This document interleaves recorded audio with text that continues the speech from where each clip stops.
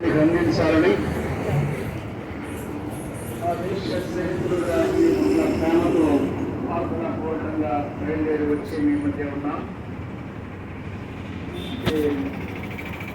4 రోడ్ల కూడల్లో మనం చేరి ఉండగా ఉదయకాలం ప్రయాణాలు చేసేవారు ఉన్నారు, ఉద్యోగ బాధ్యతలు గలవారు, ఆయా వృత్తి బాధ్యతలు గలవారు ఎంతో మంది ఉన్నారు. భూలోకంలో జీవించే మానవునికి ఆత్మశాంతి ఎలా కలుగుతుంది, ఆత్మ పరిహారం ఎలా కలుగుతుంది, పరలోక భాగ్యం మానవుడు ఎలా పొందగలడో క్లుప్తంగా ఈ మధ్య మేము అనుభవించిన దాన్ని ప్రకటించి కొద్ది నిమిషాల్లోనే ముందుకు సాగాలని మేము ఆశిస్తూ ఉన్నాము.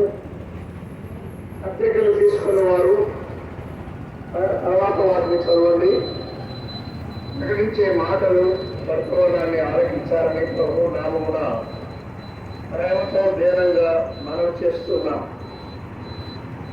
ప్రియమైన సహోదరి సహోదరులారా, స్నేహితులారా, దైవ గ్రంథంలో ఇలా వ్రాయబడింది, ఆత్మను రక్షించుటకు క్రీస్తు యేసు లోకములకు వచ్చెను. ఈ వాక్యము నమ్మదగినది, పూర్ణాంగీకారములకు యోగ్యమైనది. దేవుడు ఒక్కడే, దేవుడికి నరులకు మధ్యవర్తి ఒకటే. ఆయన క్రీస్తు యేసు అను నరుడు. ఆయన మనుషులందరి కొరకు విమోచన క్రయ ధనముగా తను తానే అర్పించుకున్నాడు. ఈ లోకంలో ఎన్నో వార్తలు ఉండవచ్చు, కానీ ఆత్మకి రక్షణ, ఆత్మ రక్షణ, ఆత్మశాంతి ఎలా కలుగుతుంది దానిని ఉదయకాలం మీకు ప్రకటిస్తున్నాం. జన్మను బట్టి మనం పాపాత్ములం, జీవితాన్ని బట్టి పాపాత్ములం, మనసాక్షిని బట్టి పాపాత్ములం, పాపమును బట్టి పరిశుద్ధమైన దేవుని సన్నిధికి మనం చేరలేకపోతున్నాం. అందువల్ల పాపము వల్లవచ్చు జీతము మరణము అన్నట్టుగా దేవుని రాజ్యానికి వెళ్ళడానికి వీలు లేక, మోక్షానికి లేక స్వర్గానికి లేక వైకుంఠానికి దూరంగా అపాత్ములను మనము మన పాప భారము చేత మూలుగుతూ ఉన్నాం. మనల్ని ఎవరు విడిపిస్తారు పాపదాస్యం నుండి? మన పాపాలు ఎవరు క్షమిస్తారు? పరలోక భాగ్యం మనకు ఎవరిస్తారు అని మనం కుంగిపోతున్నాం. ఇలా ఉండగా దైవ గ్రంథంలో జవాబు మనకు కనబడుతున్నది. ఆత్మలను రక్షించడానికి ఈ లోకానికి క్రీస్తు యేసు వచ్చాడు. యేసు క్రీస్తు అన్న, క్రీస్తు యేసు అన్న ఆయనే. ఆయన ప్రసిద్ధుడైన దేవుడు, మహిమగల దేవుడు, ఆశ్చర్యకరమైన దేవుడు, శ్రీమంతుడైన దేవుడు, గొడుగు లేనివాడు, సర్వజ్ఞాని, సర్వాధికారి, సర్వవ్యాపి, సర్వాంతర్యామి. ఆయన మన కొరకు లోకానికి రావడానికి సంకల్పించుకున్నారు. పాపమైన మనలను మన పాపాల నుండి విడిపించాలంటే పాపం లేని రక్తం, నిర్దోషమైన రక్తం కావాలి. అందుకే దేవుడై ఉండి ఆయన నరావతారిగా 2000 సంవత్సరాల కిందట ప్రపంచ కేంద్ర స్థానం బెత్లెహేములో జన్మించాడు. కన్యక ద్వారా ఆయన జన్మించాడు.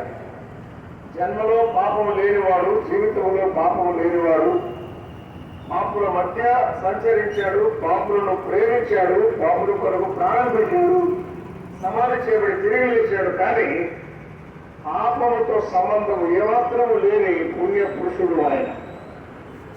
ఆ పరిశుద్ధుడు మన కొరకు తన మూల్యమైన రక్తాన్ని చెందించాడు. ఆయన ప్రాణం పెట్టాడు. రక్త ప్రోక్షణ, విమోచన అని పెద్దలు చెప్తున్నారు. శనిగారు పోవాలంటే ఏమి చూపించాలి అని ప్రజల్లో అంటూ ఉంటారు. కానీ దేవాది దేవుడు మన కొరకై రక్తమాంసాల్లో పాలువాడుగా 2000 సంవత్సరాల కింద అవతరించాడు. పాపులను రక్షించాలంటే రక్తం చెందించాలి. ఆయన అద్భుతాలు ఎన్నో చేశాడు, సూచక క్రియలు చేశాడు.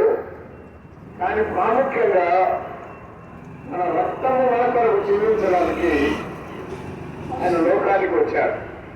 రక్షించిన మానవులను వెనక్కి రక్షించడానికి మనుష్య కుమారుడు లోకానికి వచ్చాడు అని దేవుని గ్రంథంలో ఏటగా రాయబడింది. ప్రియమైన దేశీయ స్నేహితులారా, ఆయన ఎన్నో దివ్యమైన ఉపదేశాలు అందించాడు. మానవులు చేయలేని కార్యాలు, దేవుడు మాత్రమే చేయగలిగిన కార్యాలు ఆయన ఎన్నో చేశారు. నోటి మాటతో గుడ్డివారికి ఆయన దృష్టినిచ్చాడు, గుడ్డివారికి కాళ్ళిచ్చాడు, పుత్రులను శుద్ధినిచ్చాడు. జ్వరంతో, కనురోగంతో, పక్షులాలతో, అనేక రకాల సమస్త విధములైన వ్యాధి బాధలతో పీడించబడిన వారిని, అపవిత్రాత్మ చేత పీడించబడిన వారిని కూడా ఆయన మాటతో స్వస్థపరిచారు. ఆ మహారక్షకుడు మన కొరకు కలువరి శిలువలో, అంటే భూమికి ఆకాశానికి మధ్య గొల్గొత అనే ఒక స్థలంలో ఆయన తన ప్రాణం మన కొరకు ఆరపోశాడు.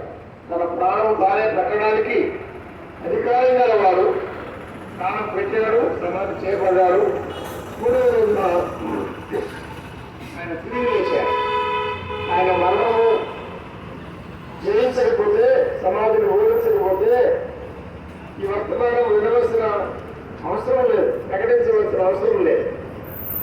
పాపాన్ని, శాపాన్ని, సమాధిని, సమస్యాన్ని జయించి మృత్యుంజయుడుగా ఆ రక్షకుడు యేసుక్రీస్తు తిరిగి లేచాడు. యేసు ప్రభువా, నేను పుట్టుకతో పాపిని, జీవితాన్ని బట్టి పాపిని, నేను ఆ పాపాలు ఒప్పుకుంటున్నాను, నీ రక్తంతో నన్ను కడుగు, లేకపోతే నా పాపాలని క్షమించు, నీ రాజ్యంలో నన్ను చేర్చుకో. ఆ యేసుక్రీస్తు నామమున ఒక చిన్న ప్రార్థన చేస్తే ఆయన నీ పాపాలు క్షమిస్తారు. మేము కూడా పాపాత్ములమే, నీకంటే అది అతీతులు కాదు. అయితే పరమాత్ముడు మమ్మల్ని దర్శించడం ద్వారా, దేవుని ప్రేమ మాకు అర్థం కావడం ద్వారా పాపిని అని గ్రహించి ఒప్పుకోగా ఆయన తన రక్షణ వెలుగును మా హృదయాల్లో, మా జీవితాల్లో ప్రకాశింపచేశాడు. కనుక మా దేశీయ స్నేహితులైన మీకు యేసుక్రీస్తు పాపం లేనివాడు, పాపులను ప్రేమించేవాడు, పాపుల కొరకు ప్రాణం పెట్టినవాడు, తిరిగి లేచినవాడు, పాపాలు క్షమించేవాడు, అదేవులను తప్పించేవాడు, పరలోక భాగ్యం ఇచ్చేవాడు అనే సత్యాన్ని అనుభవపూర్వకంగా ప్రకటిస్తున్నాము. మీరు విజ్ఞులైన మీరు సంగతులు వివేచించి ఆలోచించి ఆ క్షమాపణ ప్రభు యేసుక్రీస్తు ద్వారా పొంది దైవరాజ్యానికి వారసులు కావాలని ప్రేమపూర్వకంగా మనవి చేస్తున్నాం. మీకు పత్రికలు